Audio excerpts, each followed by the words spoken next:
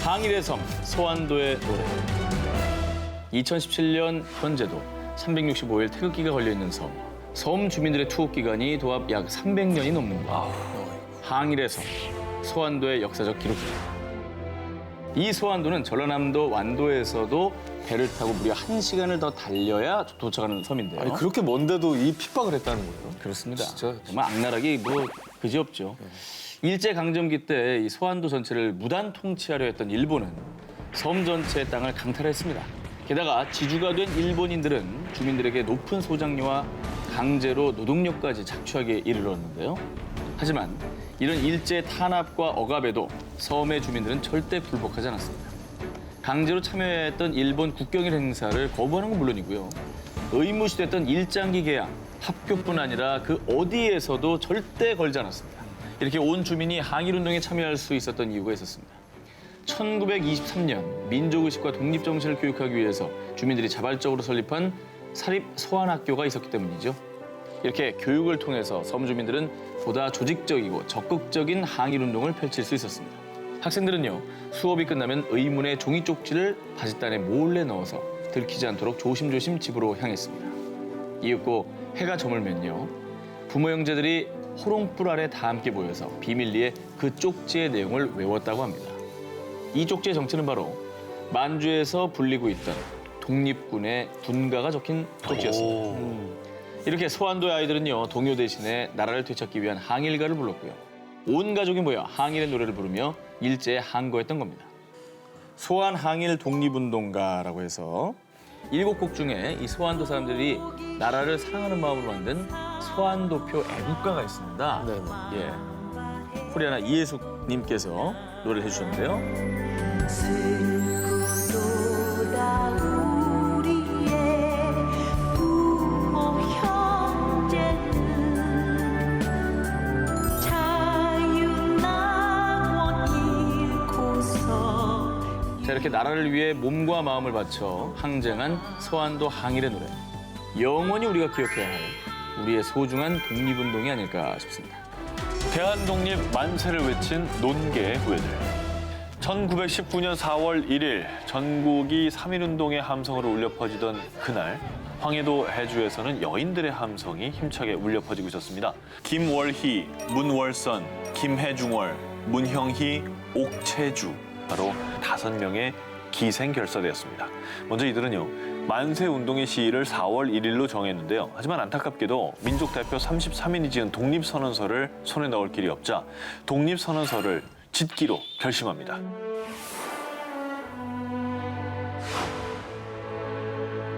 자, 이렇게 직접 지은 독립선언서를 활판소에 부탁해 무려 5,000장을 마련했고요. 또 무명실로 짠 흰 천이죠. 옥양목에 직접 태극기를 그려 광주리 3개에 가득 담았습니다. 그리고 드디어 대망의 4월 1일이 다가왔습니다. 오랜 시간 끝에 자신들만의 독립운동을 준비한 5명의 기생결사들을 포함한 해주 기생들은요, 태극기를 흔들며 대한독립 만세를 외치기 시작했습니다. 하지만 자신들에게 항거하는 이들을 일본 경찰들은 가만두지 않았는데요. 천한 조선 기생 주제에 뭘 알아 독립만세를 불렀겠느냐? 배후를 대라! 라고 말하며 잔인한 고문을 가했습니다. 독립운동을 불태웠던 기생들의 온몸은 갖은 고문으로 시퍼렇게 멍들고 불로 지진 상처는 진물이 흘렀지만 우리는 일본 기생과 다르다. 내 나라를 사랑할 줄 아는 한 사람, 한 여자란 말이다. 라며 자신의 독립 의지를 더욱 강력하게 주장했습니다. 어느 한 계층을 가리지 않고 국권을 빼앗긴 사회 구성원으로서 기생들의 숭고한 희생 정신을 꼭 기억해야겠습니다. 3.1운동의 주역 모목군. 시위 횟수 1,542회. 참가 인원 약 202만 명. 각계각층, 전국 각지에서 진행됐던 3.1운동. 그런데 어떻게 3.1운동은 주요 도시뿐 아니라 우리나라 구석구석의 농촌으로까지 확산될 수 있었던 걸까요? 그 비결은 바로 만세! 만세! 바로 쉴 새 없이 만세를 외쳤던 만세꾼들입니다. 3.1운동 당시 등장했던 신조어인 이 만세꾼은요, 보통은 이제 무리를 지어서 이 마을 저 마을 돌아다니며 만세운동을 이끌었던 사람들을 부르는 말이었어요.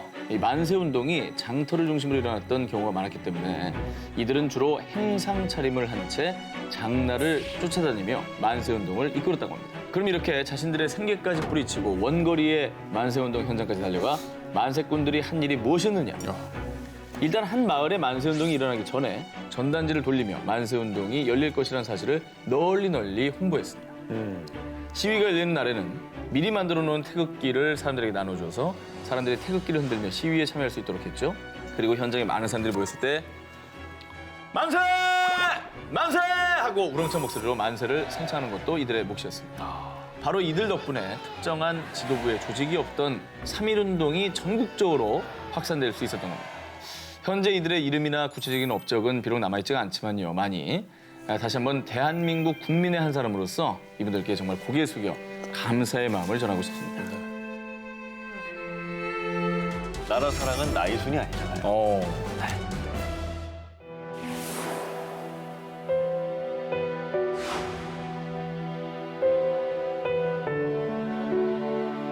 이 판결문을 통해서 3.1운동 당시에 밀양의 아주 작은 시골 마을에서도 자체적으로 만세운동을 계획하고 이끌었던 이들이 있었음을 알 수 있는데요. 그런데 여기서 놀라운 것은요. 당시 이 만세운동을 이끌어서 재판을 받았던 이들의 나이가 겨우 15살이었다는 겁니다. 아이고, 중학생이네.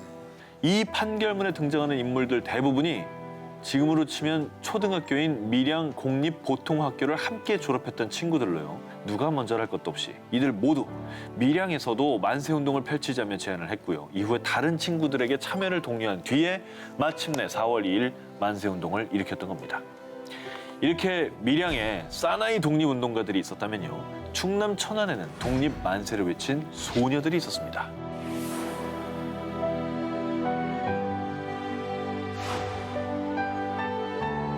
이것 또한 국가기록원에서 공개한 3.1운동 당시의 판결문이고요. 이 판결문에 등장하는 한이순, 민옥금 등은 당시 충남 천안군의 사립광명여학교에 재학 중이었던 학생들로요.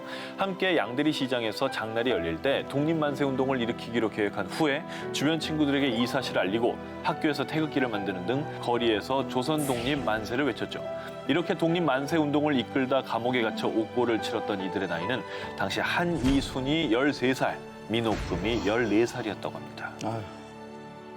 당신만 모르는 한국 49 3.1운동 편 10일입니다. 우리가 기억해야 할 독립운동가.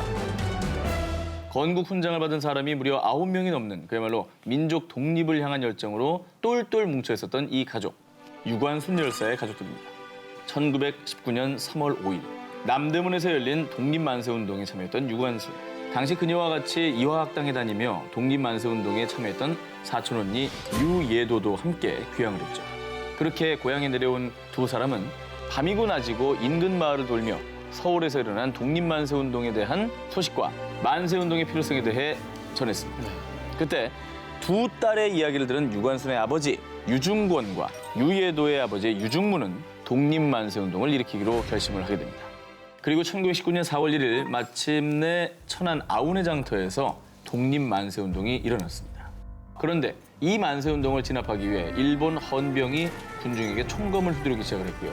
그만 유관순의 아버지 유중권이 시위 현장에서 안타깝게도 목숨을 잃게 됩니다. 당시 그 자리에는 유관순의 어머니인 이소재도 함께 있었는데요. 그녀는 남편의 죽음을 본 후 더욱 열렬히 독립만세를 외쳤다고 합니다. 그리고 결국 그녀 역시 일본 헌병이 쏜 총에 맞아 현장에서 죽음을 맞게 되죠. 그리고 이후 유관순은 독립만세운동의 주동자로 체포돼 공주지방법원으로 송치되고 맙니다. 그런데 이곳에서 그녀는 그녀의 오빠 유우석과 재회를 하게 된 거죠. 오빠 유우석 역시 공주에서 만세운동을 이끌고 있었던 건데요. 이것이 이 두 사람의 마지막 만남이 됐습니다. 이처럼 조국의 독립을 위해 목숨을 아끼지 않고 투쟁했던 유관순 열사의 가족들. 올해 3.1절에는 유관순 열사와 더불어 유관순 열사의 가족들도 함께 기억이 됐으면 좋겠습니다. 비호감들 바로 나왔네요. 이렇게 연결해서 들어야 돼요. 그래. 바로 나왔네요. 제 기사 때문에 이게 더 네. 돋보이는 겁니다. 이 기사가. 지금까지는 네. 약간 슬프고 울컥하고 뭐 이런 기사였다면 이제부터는 화낼 준비하십시오. 당시 조선 인구의 10%가 넘는 약 200만 명 이상이 힘차게 독립만세를 외치던 1919년 3.1운동. 그런데 그때 황당하게도 독립운동을 자제하라! 자제하라! 라고 목 놓아 외친 이들도 있었습니다. 독립운동의 진정 방법을 마련할 필요가 있다. 독립운동을 하자고 유혹하는 자들을 검거할 것을 서약하게 만들자. 자, 지금 봐도 분노 게이지가 상승하는 이 글은요. 전국적으로 퍼진 3.1운동을 지켜보던 한 관리가 조선 총독부의 하세가와 총독에게 보낸 편지의 일부입니다. 마치 일본인 관리가 대책을 논의하는 것처럼 보이는 이 편지의 발신인은 뜻밖에도 조선인. 당시 전라북도 장관 이진호, 그리고 더 나아가서 이진호와 같은 반민족적인 친일 인사들은요. 스스로 자재단이라는 단체까지 꾸리기까지 했습니다. 1919년 4월 6일 대구에서 처음 만들어진 자재단은 같은 해 7월까지 충북, 전북, 울산, 수원 이렇게 전국으로 확대되게 이릅니다. 다시 한번 말씀드리지만 정말 놀라운 것은 이 사람들이 일본인이 지시한 것도 아니고요. 일부 조선인들이 자신들의 출세를 위해서 스스로 만든 단체라는 겁니다. 알아서 자재단을 만들어서 자재단이 뭐야? 자재단이 진짜 여차게 하고 있네 진짜. 정말 이들의 주 활동은 그럼 무엇이냐? 밀고입니다. 밀고. 자재단원들은 전국 각지를 돌면서 3.1운동을 자제할 것을 촉구했고요. 일본 경찰 대신에 만세 소요를 진압해 시위 참여자를 귀가시키기까지 했습니다. 충신 나셨네요. 그리고 이 자재단을 만든 한 명 한 명이 모두 지금까지도 이름이 거론되고 있는 대표적인 친일파들인데요. 충청도의 대표적인 친일파였던 민영은 태평양 전쟁 때 일본의 거액을 헌납하기도 했죠. 또 자재단 발기인 회의의 단장을 맡은 박중양, 이 사람은 별명이 대단해요. 이토 히로부미의 양자랍니다. 그중에 친일파의 대명사, 친일파 중에 친일파 이완용, 이 3.1운동을 향한 경고문을 무려 3차례나 신문에 발표합니다.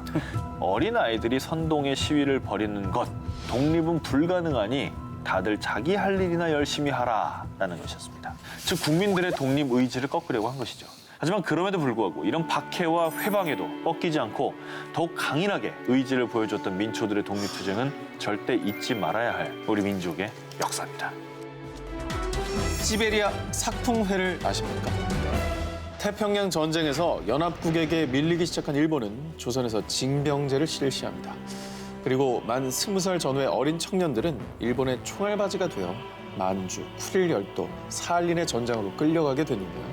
해방을 며칠 남겨두지 않은 1945년 8월, 소련군은 만주에서 약 60만 명의 일본군을 포로로 잡아두었습니다.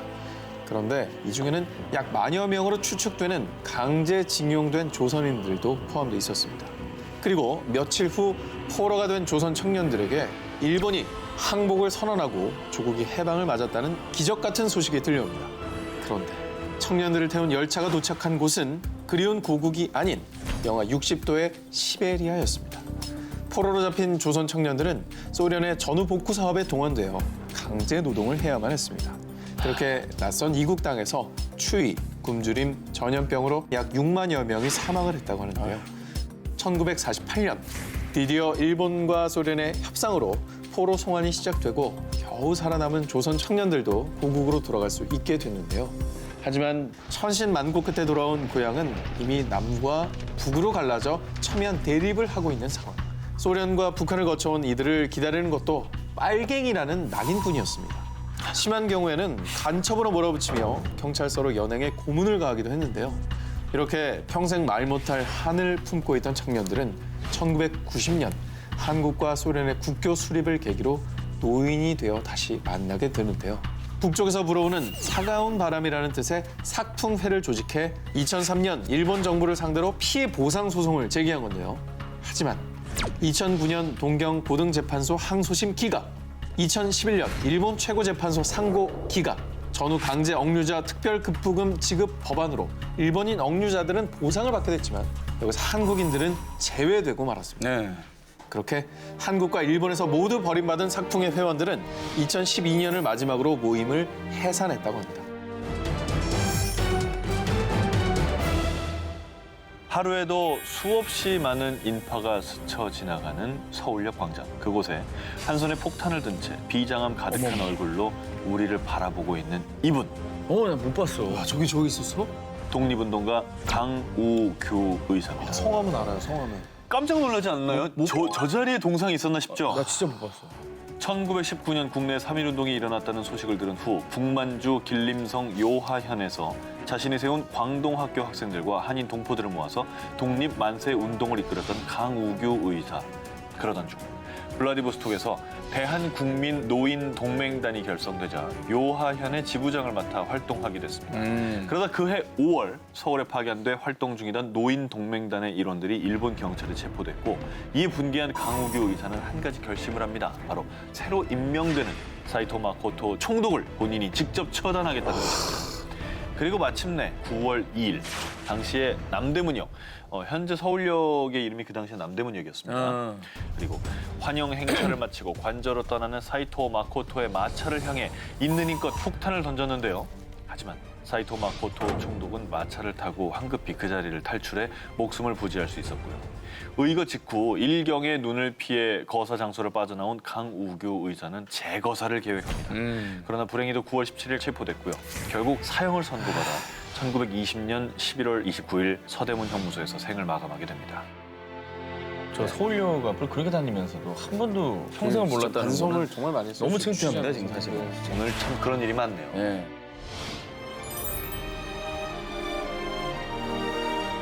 자, 일제가 조선을 강제 병합한 뒤 1911년 1월 1일 처음 맞이한 새해에 일본의 교토 히노대 신문에서 신년 부록으로 발행한 한 게임판이 있습니다. 자, 우리가 흔히 하는 수정 구슬, 블루 마블링 같은 보드 게임과 비슷한 그런 게임. 콜롬비아어 나오는 거예요. 네. 그런데 주로 일본의 어린 아이들이 가지고 놀았다고 예상되는 이 게임 내용이 정말 심상치가 않습니다. 땅 따먹기나 벌칙을 주는 단순한 놀이가 아니고요. 조선을 침략하고 수탈하는 것을 가르치는 그런 극악무도한 게임이었습니다. 제가 과거 일본의 치밀하고도 악랄했던 모습을 엿볼 수 있는 이 게임판을 직접 이 자리에 갖고 나왔습니다. 그래요? 예. 어떤 식으로 있는 거야? 보시죠. 일출신문 조선 쌍육. 여기서 이 쌍육은 주사위 두 개를 뜻하는 말입니다. 쌍욕이 나옵니다. 예. 자, 총 21칸이고요. 이 안에 정말 이 내용이 분노를 자아내는 내용이 많은데요. 신라의 공선, 신라 시대 때부터 조공을 바치던 나라다. 이게 비하적인 내용이 담겨져 있고요. 뿌리 깊은 식민사관이 깔려 있는 거죠. 일단 한번 참아볼게요. 네, 또 이 그림 정말 화가 납니다. 뭐죠? 전과를 과시하기 위해서 만든 귀 무덤인 건데요. 이총이죠, 이총. 네, 승리했다는 어떤 또 기념으로 완전이라네요, 진짜. 삼은 그림을 그러니까 떡하니 이렇게 자랑스럽게 여기 박아 놓은 겁니다. 그리고 왼쪽 그림 중에 긴 담뱃대를 들고 있는 그림이 있습니다. 그리고 또 우측에는 술을 먹어서 해롱해롱거리는 사람들, 비효율적으로 사는 사람들, 내지는 술을 먹고 정신없이 사는 사람이 조선 사람인 것처럼 이미지 세탁을 하는 거죠. 문명국의 선진적인 일본에 비해서 조선인들은 야만적이고 뒤떨어지는 내용으로 대비되는 모습을 아이들에게 이미지로 각인을 시켜준 겁니다.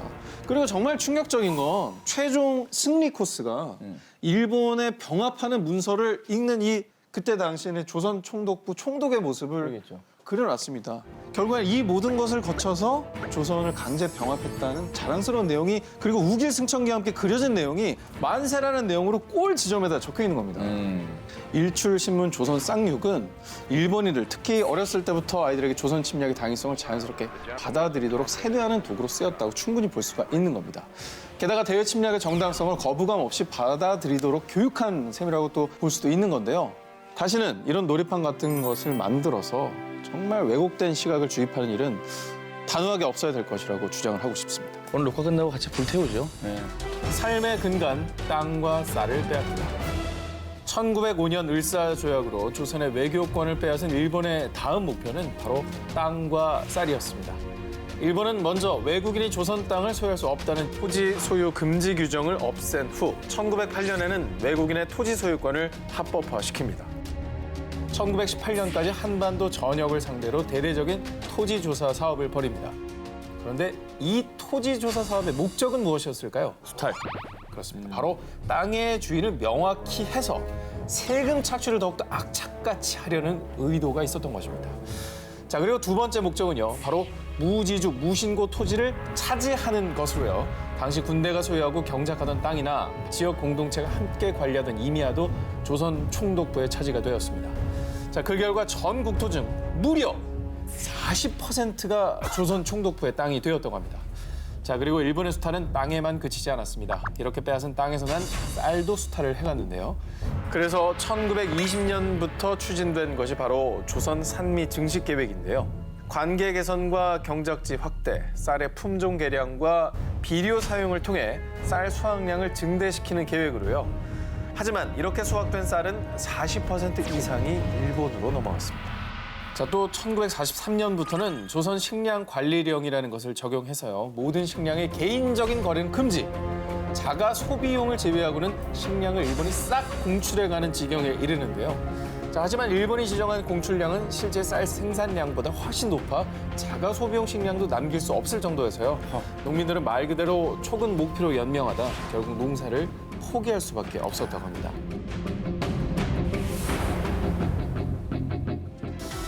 숟가락까지 빼앗아간 국가 총동원법. 1937년 중일 전쟁을 일으킨 일본은요. 전쟁에 필요한 물자와 인력을 확보하기 위해서 정말 말도 안 되는 법령을 공포합니다.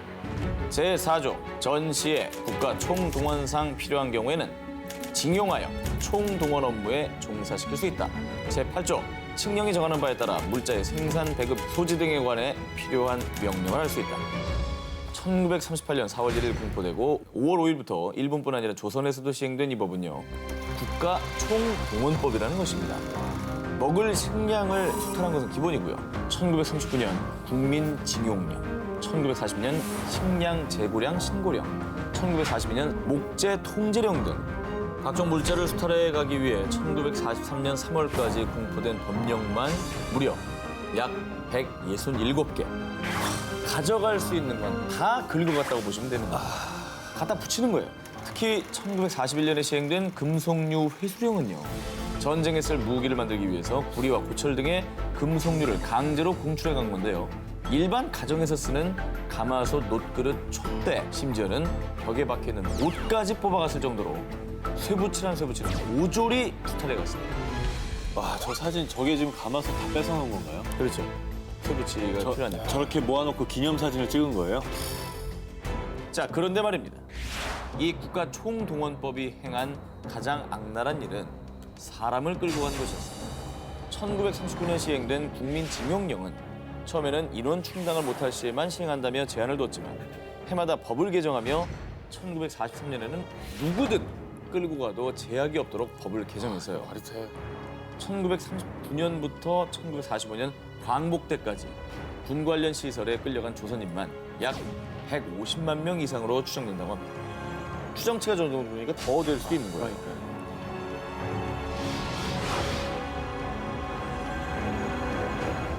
주고엔 고주센, 15엔 50전이라고 해봐.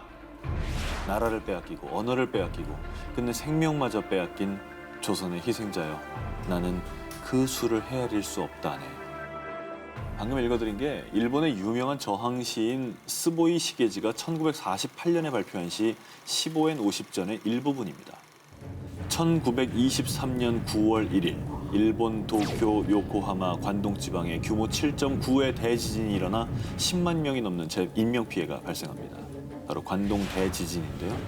이 지진 이후 민심이 흉흉해지자 일본 정부는 국민들의 불만을 다른 곳으로 돌리기 위한 공작을 펼치기 시작합니다. 경찰서와 경비대에 조선인들이 폭동을 계획 중이다 라는 유언비어를 퍼뜨리도록 지시한 건데요. 그리고 군대와 경찰, 일부 시민으로 이루어진 자경단은 폭도를 잡는다는 명분하에 거리를 돌아다니며 제1조선인들을 무자비하게 학살하기 시작합니다. 바로 이것이 관동대학살입니다. 그런데 이 자경단은 일본인과 조선인을 구별하기 위해서요. 조선인이 발음하기 힘든 15엔 50전을 말해보라고 하거나 기미가요를 불러보라고 시킨 후 조금이라도 지체하거나 발음이 이상한 사람은 남녀노소 상관없이 죽창, 일본도 곤봉으로 무참히 살해했습니다. 저 인간들이네. 이렇게 살해당한 조선인은 무려 6천여 명으로 추측된다고 하는데요. 하지만 당시 일본 정부는 군대와 경찰이 학살에 가담했다는 사실을 모두 은폐하고 모든 책임을 민간인 자경단에게 돌렸고요. 이 자경단마저도 형식적인 재판 후 증거 불충분을 이유로 석방했다고 합니다. 야, 진짜 온갖 불합리와 자기들이 안 했다는 거는 둘째치고 벌을 줘야죠, 그런 사람한테. 보니까 이게 다 이유가 있는 거예요. 광산에 서린 피, 땀, 그리고 눈물. 임금도 두둑이 채워주고 지낼 만할 것이니까 겁내지 말고 따라오시오. 1930년대 조선인들이 영문도 모르고 따라간 곳은 일본 교토 인근에 위치한 단바시. 쉬지 말고 일해. 계속 망간을 캐란 말이야. 조선인들이 쉴 새 없이 해야 했던 일은 바로 망간을 캐는 일이었는데요. 빛이 한 줌도 비치지 않는 칠흑 같은 어둠 속에서 하루 10시간 이상 이어지는 가혹한 노동. 이렇게 망간 탄광으로 강제징용되어 혹사당했던 이들은 약 3천여 명. 심지어 당시 끌려갔던 광부들은 자신의 임금이 고향으로 전달된다고 알고 있었지만 이 역시 거짓말이었죠. 그런데 광복 후 외면당하고 갱도 속에 영원히 묻힐 뻔한 망간 광산 강제징용의 참상을 널리 알리고 계신 분이 계십니다. 바로 이 실제로 망간 광산에서 강제 노역을 했던 고 이정호 씨인데요. 광산에서 일한 후유증인 진폐증으로 숨 쉬는 것조차 괴로운 와중에도 일제강점기 강제 노역의 아픈 역사를 알리기 위해 망간 광산을 망간 기념관으로 탈바꿈시켰습니다. 이 기념관은 일본에서는 유일하게 조선인 강제 노역의 기록을 간직한 곳으로요.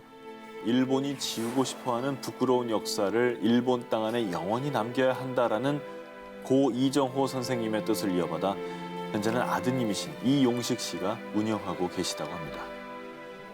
참고로 이 망간 기념관이 있는 단바가요, 일본 교토에서 차로 약 1시간 반 정도 가면 나오는데요. 만약 일본 교토 쪽으로 여행 계획 잡으신 분들이 계시다면 자녀들과 함께 가슴 아픈 역사를 되돌아보는 것도 참 의미 있을 것이라고 생각합니다. 예. 일본의 군신이 된 조선 청년들. 1941년 일본의 진주만 폭격으로 시작된 태평양 전쟁. 그런데 시간이 지날수록 연합국에 밀리기 시작한 일본은 이러한 전세를 뒤집기 위해 1944년 특별 공격대를 편성하는데요.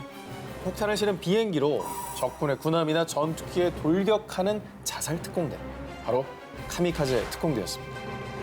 지금까지도 이 카미카제 특공대는 일본 군국주의의 상징이 되고 있는데요. 그런데 카미카제 대원들의 사진이나 유품이 전시된 기념관이 일본의 칠안 특공평화회관에 가면 아주 뜻밖의 이름들을 만날 수 있다고 합니다. 탁경현, 박동훈, 김상필 등 조선인 카미카제 11명의 사진이 이곳에 전시되어 있는 것입니다. 일본의 침략 전쟁에 앞장서는 카미카제가 된 조선인들. 그들은 정말 일본을 위해 죽음의 비행기에 올랐던 걸까요? 조선인 카미카제 중 한 명이었던 탁경현. 그는 일본 순사들의 협박에 어쩔 수 없이 입대를 할 수밖에 없었다고 합니다. 그리고 다른 조선 청년들도 사정은 크게 다르지 않았는데요. 이들은 이륙만 가능한 정도의 간단한 비행 교육을 받은 후 바로 전투에 투입이 되었다고 합니다. 즉 죽음을 위해 키워진 파일럿이라는 것이고. 조국도 아닌 남의 나라를 위해 사지로 나가야 하는 조선인 대원들의 심정은 대체 어땠을까요? 출격 하루 전 조선인 청년 탁경현이 자주 가던 식당을 찾아 아리랑을 부르며 홀로 눈물을 흘렸다는 사실도 기록이 되어 있다고 합니다.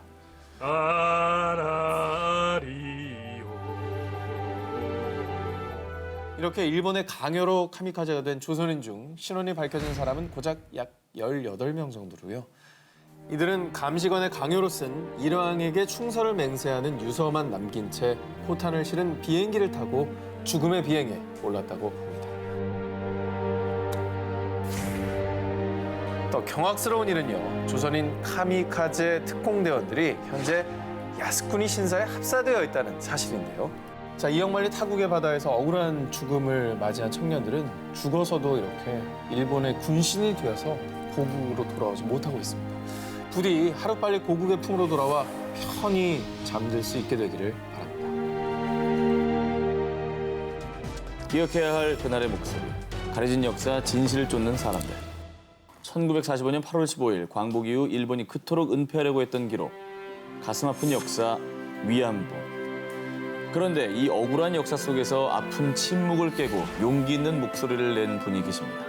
바로 고 김학순 할머니신데요.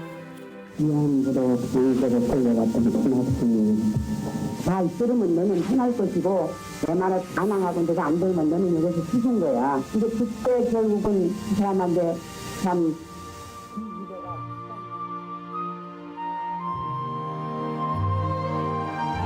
용기 있는 고 김학순 할머니의 고백은 역사의 뒤편으로 사라지고 있던 진실을 끄집어내는 데 불을 지피게 됐습니다. 그래서 같은 해 12월에는 고 김학순 할머니에 이어서 대구에 사시는 문옥주 할머님이 위안부 피해 생존자로서는 두 번째로 증언을 하셨고요. 아픈 기억과 상처에 지금까지도 몸서리 치시는 할머니를 보고 대한민국 국민들도 너나 할 것 없이 함께 슬퍼하고 또 울분을 터뜨렸고요. 또한 위안부 피해 문제가 우리나라를 넘어 국제사회의 관심을 받게 되면서요. 유엔 인권위원회는 한 보고서에서 관련 당사자들의 증언으로 볼 때 군대 위안부의 모집과 관리는 명백히 일본 정부 및 군대에 의해 자행됐다라며 일본 정부의 책임을 지적하기도 했습니다. 그런데도 불구하고 일본은 자신들의 잘못된 역사를 인정하지 않고 있고요. 심지어는 현재도 일본은 세계 각국에 건립되고 있는 소녀상을 철수하라고 압박하는 등 적반하장의 태도를 보이고 있는데요. 하지만 그들이 알지 못하는 것이 하나 있습니다. 지나간 역사라고 해서 절대 지워지는 것이 아니라는 것이죠. 왜냐하면 우리들은 고 김학순 할머니의 목소리를 영원히 기억할 것이기 때문입니다. 하고 싶은 말을 내가 꼭 하고야 말 거고 언제든지 하고야 말 거니까. 어둠 속에 묻힌 강제 학살의 진실. 앞서 소개해드린 태평양 주변 섬들처럼 가슴 아픈 역사가 서려 있는 중국의 대표적인 관광지가 있습니다. 동양의 하와이라 불리는 휴양지, 중국 최남단 하이난 섬인데요. 일제강점기 이곳에 강제 동원된 조선인들이 모여 살았던 마을 조선촌이 있었습니다. 그리고 현재 이 마을 한쪽엔 축구장 4배 크기의 커다란 공터가 있는데요. 이곳을 부르는 이름은 바로 천인갱. 이곳이 천인갱으로 불리는 이유는 1995년 중국 하이난성이 발간한 책 철발굽 아래에 피비린내 나는 비바람에서 찾아볼 수 있습니다. 일왕의 항복 소식을 들은 일본군은 천여 명의 조선 노동자들을 끌고 와 지하갱도를 파괴하고 무기와 물자를 묻었다. 그리고 일본군들은 뜻밖에도 이 조선인들을 전부 살해해 한 곳에 묻었다. 이곳을 천인갱이라고 부르게 됐다. 천명을 묻어서 천인갱. 1943년 일제는 감옥에 갇힌 수형자들까지 강제 노역에 동원시킵니다. 무려 약 2,000명의 수형자들을 6개월만 일하면 가석방을 시켜준다는 약속을 받고요. 조선 보국대, 즉 나라를 지키는 조선의 군대라는 이름으로 하이난 섬으로 갑니다. 하지만 일본군의 약속은 전부 거짓이었습니다.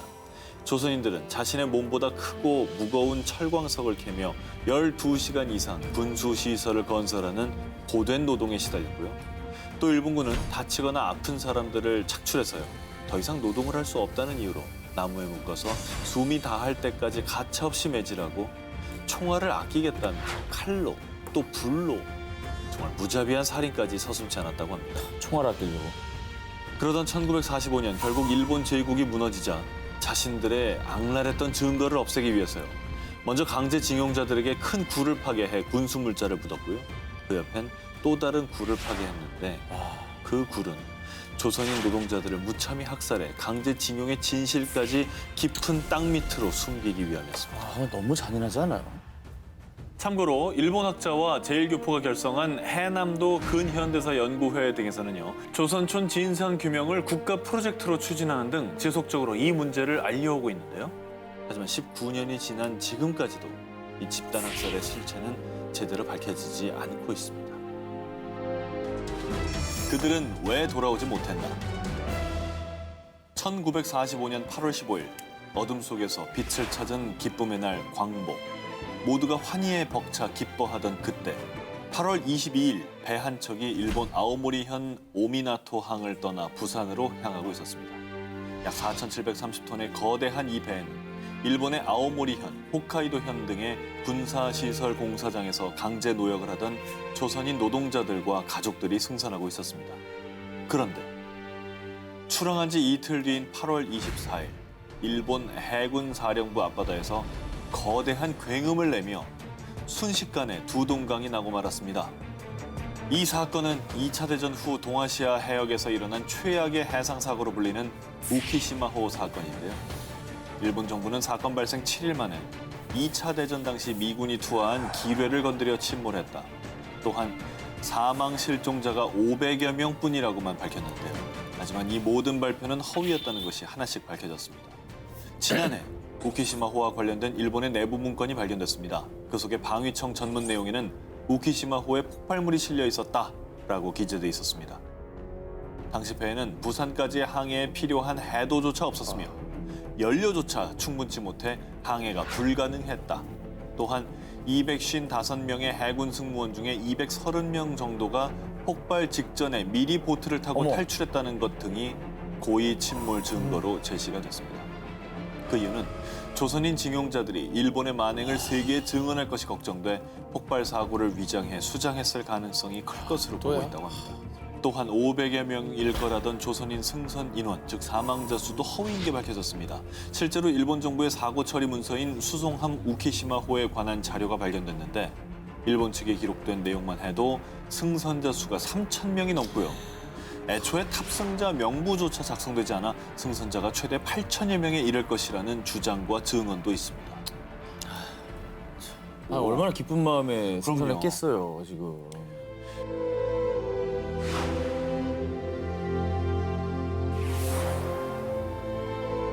일본 나가사키현의 섬 하시마. 군함을 닮아 군함도라 불리는 이곳에 우리가 잊지 말아야 할 아픈 역사가 있습니다. 그곳 1000m 아래 숨이 막힐 만큼 뜨거운 열기로 가득한 갱도에 조선의 청년들이 석탄 채굴 노역에 강제 동원됐습니다. 가혹한 노동이 끝나야 겨우 먹을 수 있던 끼니는 고작 콩깻묵 2덩이였습니다. 바닷속 끝모를 탄광 밑으로 떨어질세라 서로의 몸을 고무줄로 묶은 약 800여 명의 조선인 광부들은요. 잔인한 학대 속에 쉴 새 없이 혹독한 노동에 시달려야만 했습니다. 군함도는 그야말로 지옥의 섬이었습니다. 그런데 이리도 아픈 역사가 서려있는 이 군함도가 2015년 7월 유네스코 세계문화유산에 등재가 됐습니다. 등재 명목은 어이없게도 일본 메이지 유신 시대를 고스란히 담은 일본 근대화의 상징이란 거짓된 포장이었습니다. 심지어는 이 군함도를 관광지로 개발해서 군함도 투어까지 진행하고 있다고 합니다. 그런데 애초에 군함도가 유네스코 세계문화유산으로 등재된 것은 강제 동원 역사와 진실을 전 세계에 알리는 조건으로 유네스코의 조건부 등재가 된 건데요. 그래서 2017년 12월 1일까지 다음의 약속을 이행해야 합니다. 첫째, 군함도에 강제 징용의 역사가 있었음을 밝혀야 한다. 둘째, 희생자들을 기리는 정보센터를 건립해야 한다. 셋째, 약속 이행과 관련된 경과 보고서를 2017년 12월 1일까지 세계유산위원회를 통해 제출해야 한다. 하지만 유네스코에 등재된 지 2년이 지난 지금까지도 비열하게 자신들이 만든 과거는 숨기고 있습니다. 아니, 지금 한 넉 달 정도 남았는데 한 게 아무것도 없네. 없어요. 희생자 정보센터는커녕 군함도 투어와 관련한 팸플릿, 표지판 어디에서도 강제징용에 대한 설명은 아직도 명시되지 않고 있습니다. 여러분, 우리가 잊으면 이 아픈 역사들은 싹 잊혀집니다. 더불어 잘못된 역사도 사라집니다. 그리고 반복될 수도 있습니다. 그렇기 때문에 우리는 꼭 기억해야 합니다.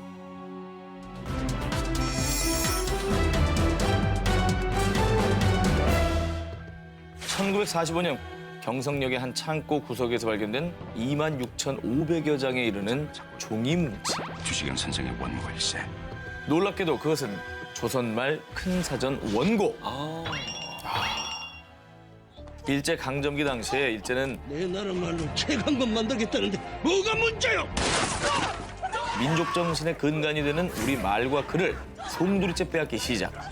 한글로 된 신문과 잡지를 대부분 폐간시키고 모든 말은 일본어로 하도록 강요했습니다.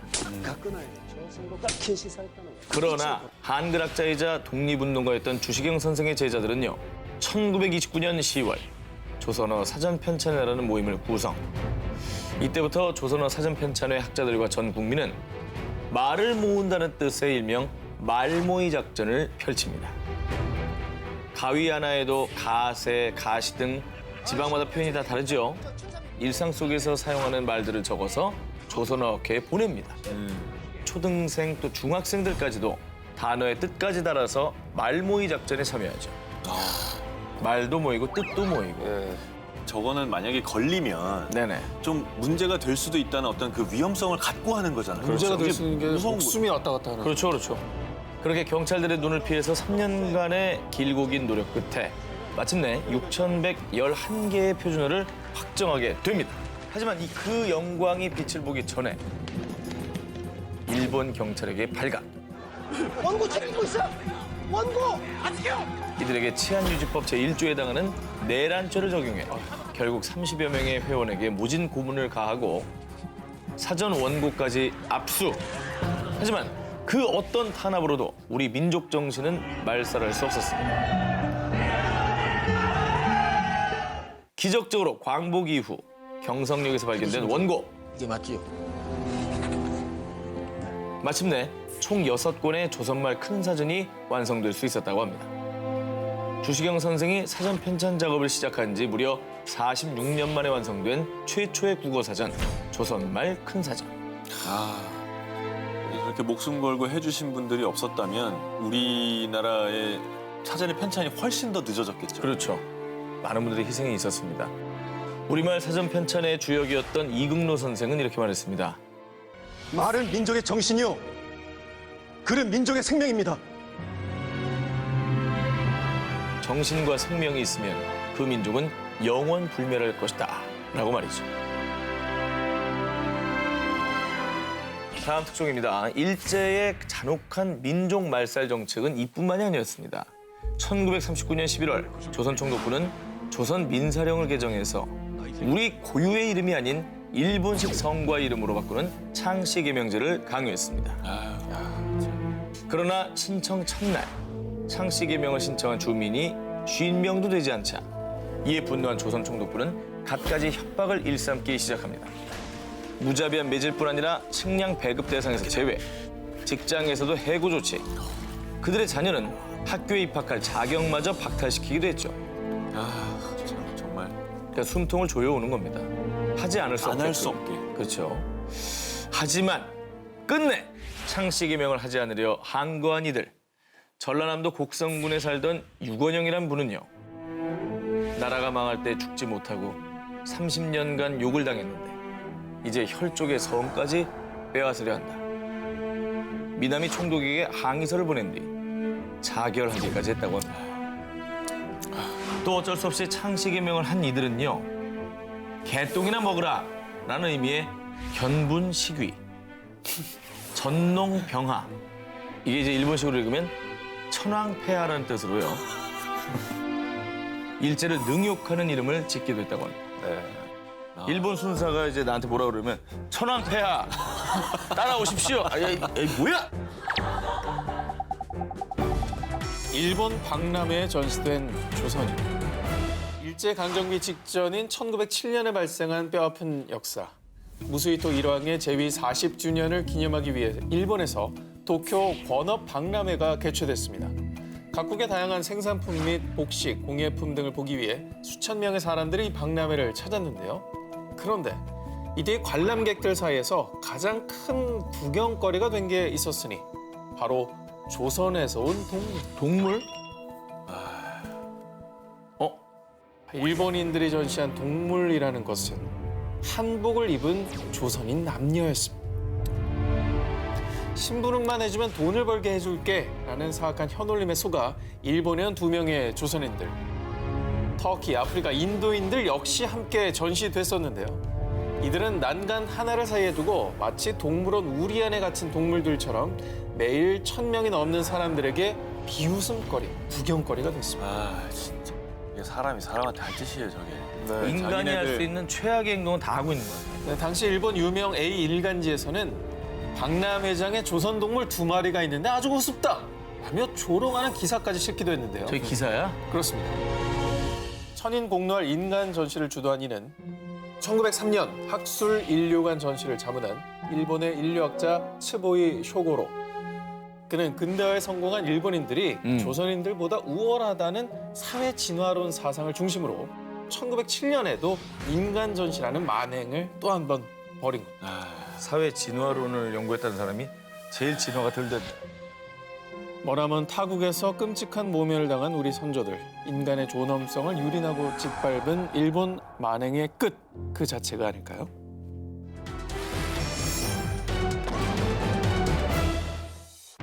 (1920년 6월) 홍범도의 대한독립군과 최진동의 군무도독부 연합부대가요.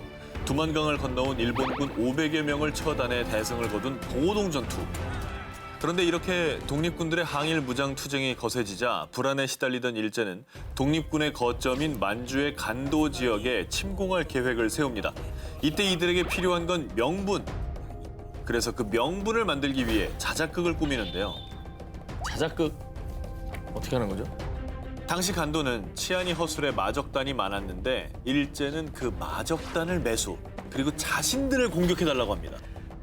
먼저 1920년 9월 12일 400여 명의 마적단은 훈춘 시가지를 덮쳐 중국인과 조선인들을 대상으로 약탈, 방화, 무자비한 살인을 저질렀고요. 뒤이어 10월 2일에는 일본 영사관을 방화하고 일본인 거주지까지 공격. 다른 건 몰라도 참 그 명분 하나 때문에 본인의 나라 자국민까지 죽이는 결과가 나왔네요. 그렇습니다. 그리고 그날 바로 18,000여 명의 정규군을 동원해 간도를 침략. 만주 곳곳 한인 마을만 보였다 하면 대습격. 그중에서도 가장 참혹했던 건 만주의 용정 지역의 장암동 학살 사건으로요. 1920년 10월 33명의 일본군이 마을을 포위한 뒤에 모든 남자를 교회에 가두어 불을 질렀고 뛰쳐나오면 그의 가족들이 보는 앞에서 또다시 잔혹하게 살해를 하는 만행을 저질렀다고 합니다.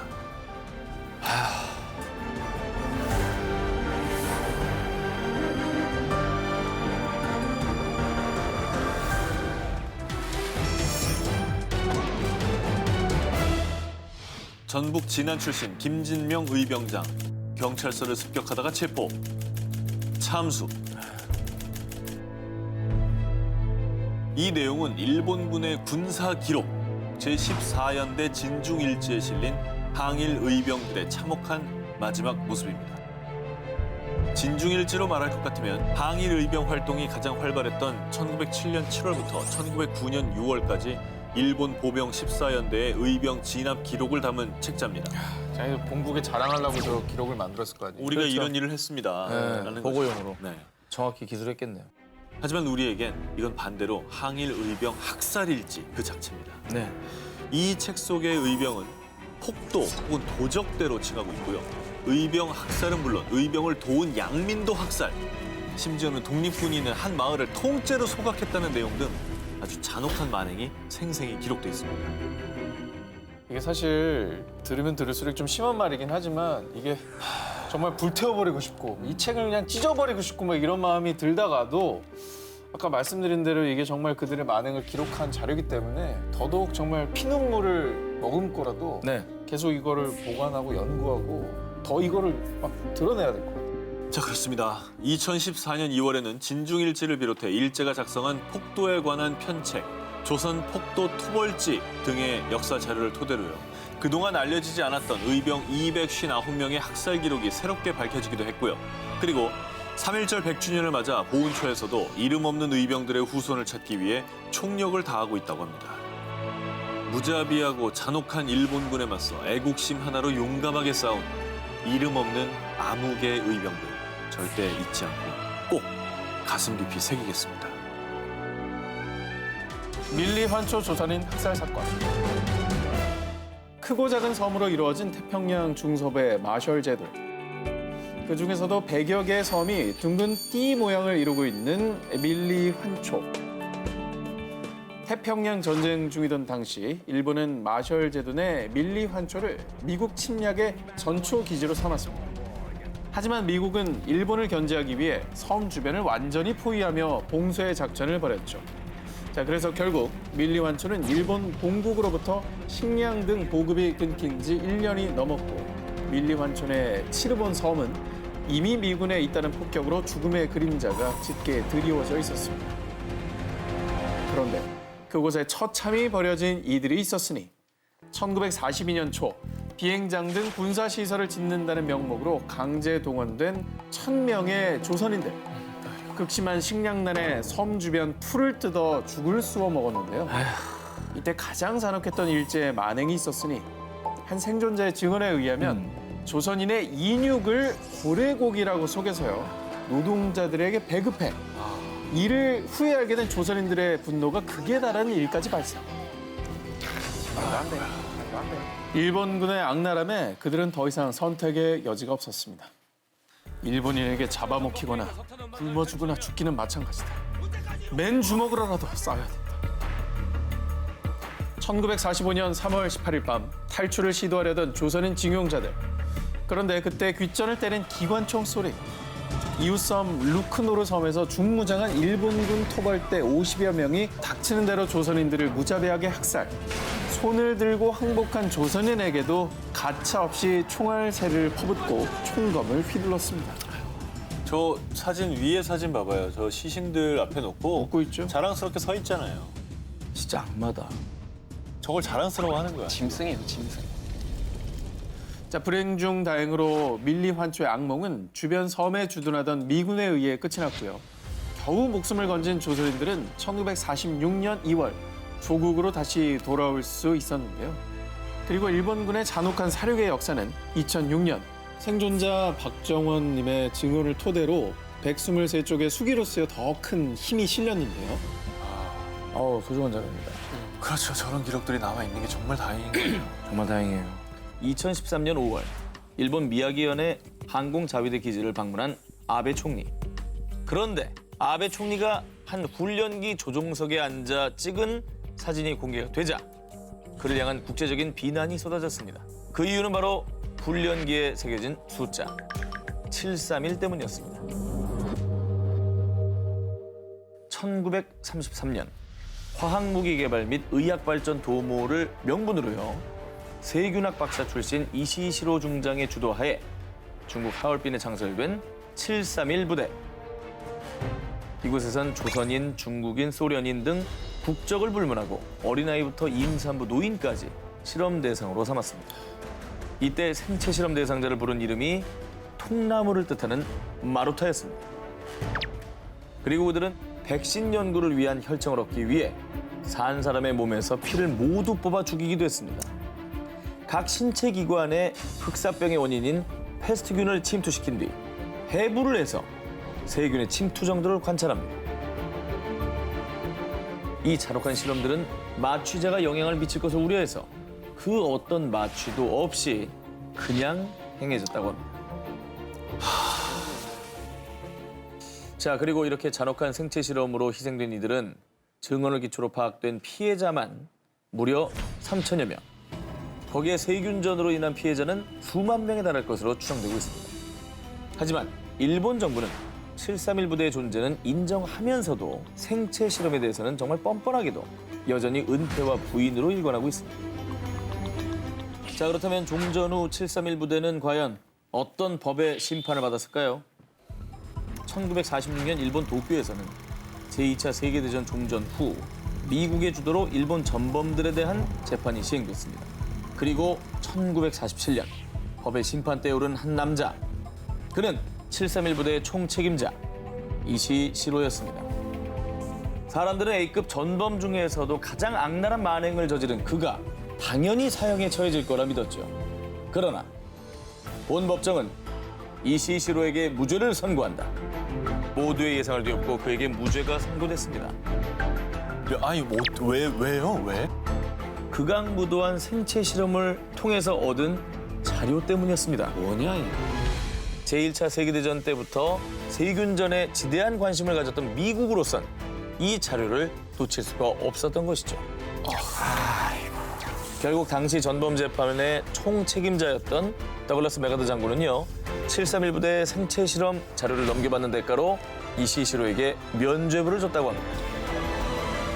그 밖에도 생체 실험을 토대로 한 731 부대 연구 보고가 일본 다수의 의과대학의 박사학위 논문으로 제출. 또 교토대 의학부에서는 731 부대 관련자 33명에게 박사학위를 수여했다고 합니다. 화가 나. 화가 나. 희생자들은 비통한 역사 속에 가려져 있고 되려 가해자의 반인륜적인 만행은 업적으로 남은 잘못된 역사. 지금이라도 이 악행에 눈 감은 나라는 모두 반성, 또 반성해야 할 것입니다. 2007년 2월 15일 미국 워싱턴 하원 외교위원회가 연 청문회. 이곳에서 일본군 위안부 피해자 이용수, 고 김군자 할머니께서는 전 세계인들 앞에서 끔찍하고 잔인했던 일제의 만행을 낱낱이 폭로했습니다. 그리고 이어서 증언대에 오른 푸른 눈의 한 할머니. Every day it was the same terror over and over again. 그녀는 네덜란드 일본군 위안부 피해자 얀 루프 오헤른 할머니였습니다. 야, 근데 위안부 피해자라고 하면 보통 아시아권 여성을 많이 떠올리시는데. 또 한국, 중국 많이 생각하죠. 그렇죠. 네덜란드도 있었군요. 그렇습니다. 1942년 일본이 당시 네덜란드령 동인도, 지금의 인도네시아 자바섬을 침략했을 때 18살의 소녀였던 오헤르는 수천 명의 네덜란드인들과 함께 수용소에 갇혀 포로 생활을 해야만 했습니다. 그러다가 1944년 2월 26일 오헤른을 포함한 미혼 여성들을 어디론가 끌려간 곳은 일본 군들의 성노예로 처참한 치욕을 견뎌야만 하는 위안소였습니다. 우리가 그렇게 많은 악행들을 봤는데 위안부 얘기를 아직 안 했어요. 그렇죠. 그죠? 그녀를 비롯한 수많은 네덜란드 여성들은 밤낮 없이 하루에도 수십 번씩 일본군의 끔찍한 성적 모욕과 구타, 집단 성폭행을 견뎌야만 했고요. 또 다른 네덜란드 위안부 피해자 고 엘렌 판더 플레그 할머니의 증언에 따르면 매일 20명 이상의 일본군을 상대하고 저항이라도 하면 살해 위협과 함께 가족들까지 살려두지 않겠다며 협박했다고 합니다. 악몽 같았던 과거, 그 수치스러움에 가족들에게조차 비밀로 한 채 평생을 살아온 오헤른 할머니. 그런데 1992년 한국의 위안부 할머니들이 일본 정부를 상대로 힘겨운 싸움을 벌이는 모습을 보고 큰 용기를 얻게 됐습니다. 그리고 그 해말 힘을 내어 그녀는 도쿄에서 열린 국제전쟁 범죄 청문회에 유럽 여성 최초로 증언대에 오른 거죠. 정말 용기 있는 결정을 하신 거죠. 일본은 우리가 죽기를 기다리지만 나는 죽지 않을 겁니다. 일본 정부로부터 사과를 받을 수 있도록 계속 투쟁할 겁니다. 꿈 많은 18 소녀에서 어느덧 96이 된 오헤른 할머니. 그녀는 여전히 위안부 문제 해결을 위한 투쟁을 멈추지 않고 있습니다. 다음 특종입니다. 일제강점기 강제노역이 자행된 곳은 비단 선감도뿐만이 아니었습니다. 태평양 전쟁 당시 많은 전쟁 포로들이 강제징용돼 끌려갔던 감옥섬 군함도처럼 한반도 전체는 그야말로 거대한 군함도였습니다. 그래서 지금도 한반도 곳곳에 강제노역의 흔적들이 고스란히 남아있는데요. 아름다운 절경을 자랑하는 제주도 서귀포시 송악산. 그런데 사실 이곳은 일제강점기 말 제주도민들의 강제노역으로 혹사당한 아픈 역사의 현장이기도 한데요. 태평양 전쟁이 막바지에 이른 1945년 패전에 직면한 일본군은 일본 본토를 사수하기 위해 제주도를 최후의 보루로 삼고 7만여 명에 달하는 일본군을 제주도에 주둔시켰습니다. 이후 일본은 송악산 해안 절벽을 뚫어 군사시설을 설치. 이때 제주도민들을 강제 동원해서요. 임금도 주지 않은 채 하루 10시간 이상 노동을 강요. 제주도민들은 맨몸에 곡괭이 한 자루로 암석을 깨고 굴을 파고 거대한 통나무를 나는 등 가혹한 노동을 해야만 했는데요. 그렇게 강제 노역에 동원된 제주도민은 무려 4만여 명에 달했다고 합니다. 땅 전체가 군함도였다고 아까 제목을 말씀하셨는데 그 말이 맞는 것 같아요. 너무 가슴 아픈 현실이죠. 지금도 여전히 한반도 곳곳에 남아있는 강제징용의 흔적들, 참혹했던 그날의 기억들을 우리는 결코 잊어서는 안 될 겁니다. 그날 울린 세 발의 총성. 1905년 일제가 대한제국의 외교권을 박탈하는 을사 늑약을 강제로 체결할 당시 일제 만행을 규탄하기는커녕 앞장서서 찬성한 5명의 매국노, 을사오적이 있었습니다. 자, 그런데도 말입니다. 미국에도 이들 못지않게 일제 충성하는 자가 있었으니 바로 대한제국 통감부 외교 고문 더럼 화이트 스티븐스입니다. 자, 을사늑약 이후 스티븐스는요, 고종의 강제 퇴위와 일제가 대한제국의 행정권과 사법권을 장악하고 군대를 해산하는 정미칠조약 이 체결에 기여했고요. 자, 그리고 1908년 3월에는 일제 대한제국 지배를 정당화하기 위해 모국인 미국 샌프란시스코에 방문. 그는 미국 언론들과의 기자회견에서요. 일본이 한국을 보호한 이후에 한국에 유익한 일이 아주 많습니다. 그런 연기 어떻게 이렇게 잘해? 내가 저 사람 아니에요. 어떤 연기 잘해 진짜. 자, 왜곡된 식민 지배를 찬양한 성명서를 이렇게 발표하기까지 했고요. 이에 분노한 한국 교민은요, 스티븐스에게 해명을 촉구했지만요. 너희는 어리석어서 독립할 자격이 없어. 이런 정말 짜증나는 망언을 퍼부었다고 합니다. 이에 한국인 청년 전명우는 한 가지 결심을 합니다. 우리 민족이 일제 통감 정치를 반대한다는 걸 전 세계에 알려야겠어. 그리고 드디어 운명의 날인 1908년 3월 23일 스티븐스는 워싱턴으로 이동하기 위해 샌프란시스코의 페리 선착장을 찾았는데요. 이때 전명훈 의사는 곧바로 그에게 다가가 권총을 겨누며 방아쇠를 당겼습니다. 그런데 이 총이 왜 이러지? 철컥철컥 소리만 연거푸 날 뿐. 이게 불발이 되고 만 겁니다. 아, 어떻게 그렇게 붙잡혔어요? 자, 그런데 바로 그 순간 탕탕탕! 누군가가 스티븐스를 향해 세 발의 총탄을 발사했습니다. 스티븐스를 저격한 이는 미국에서 지내던 또 다른 한국인 청년 장인환 의사. 아, 그럼 혹시 작전을 짠 건가요? 실패할 거에 대비해서? 그러니까. 그랬을 것 같은데요. 자, 놀랍게도 이 두 분은 생판남이었습니다. 아, 같은 목적으로 우연히 만난 거구나. 그 또한 스티븐스의 만행을 더 이상 두고 볼 수 없어 조국을 위해 그를 처단하겠다는 일념 하나로 마치 운명처럼 전명훈 의사와 함께 한나란 씨의 같은 목적으로 이곳에 오셨던 겁니다. 와, 이거 소름 돋는다 진짜. 야, 이거 웬일이니. 어떻게 겹쳐? 얼마나 감동이야. 네. 결국 장인환 의사의 총탄 세례를 받은 스티븐스는 이틀 뒤 결국 사망했고요. 그리고 전명훈 의사와 장인환 의사는 미국 법정에서 재판을 받게 됐는데요. 스티븐스 저격에 실패한 전명훈 의사는 무죄, 저격에 성공한 장인환 의사는 2급 살인죄로 25년 금고형 판결을 받게 됐습니다. 장인환 의사와 전명훈 의사는 스티븐스 저격 당시 통성명도 하지 못한 채 헤어졌지만요. 다시 샌프란시스코에서 역사적인 만남을 가질 수 있었습니다. 아, 만나셨구나. 멋있다. 우와, 이거 영화네. 와, 저 사진 진짜 너무 멋있다. 아, 웬일이야.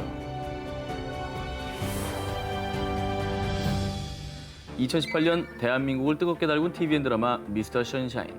그 대단원의 막을 장식한 엔딩 장면이 시청자들에게 깊은 감동을 안긴 바 있습니다. 자, 이 사진은요, 영국의 맥켄지 기자가 1907년 경기도 양평군 지평 인근 야산에서 촬영한 유일한 의병들의 사진입니다. 우리가 모르는 그런 이름 없는 의병들이 정말 많을 것 같아요. 그렇죠. 네, 바로 저분들처럼요. 네. 그래서 이번엔 비록 역사에 이름 석자는 기록되지 않았지만 일제강점기 위기의 나라를 구하러 나선 민초들, 의병들을 주목해보는 특종을 취재했습니다. 의미 있잖아요. 의미 있어. 1895년 을미년 명성황후 시해와 단발령의 한거에 그해 12월 강원도 원주와 충북 제천에서 봉기한 의병들은요.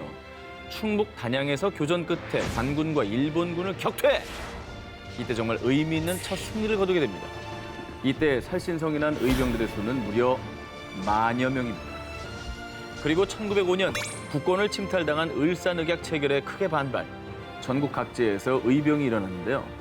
1906년 5월 호서지방의 요충지인 홍주성을 점령하기 위해 모인 1000여 명의 의병들.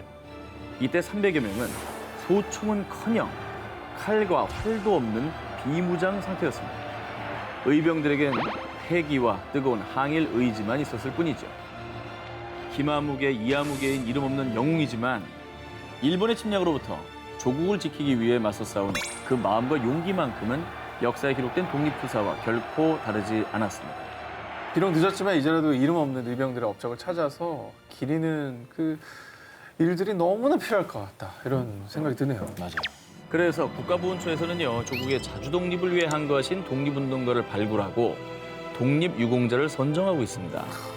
지난해까지 국가보훈처가 독립유공자로 선정한 분은 총 15,825명입니다. 그러니까 우리가 15,000명이 넘는 이 독립유공자들을 대한민국 정부가 건립되고 나서 몇십 년 동안 안 챙겼다는 뜻이기도 한 그렇죠. 거예요. 이제 와서 지정을 했다는 거는. 그냥 뭐 역으로 말하면 이제 와서라도 해서 다행이다라는 생각도 들고요.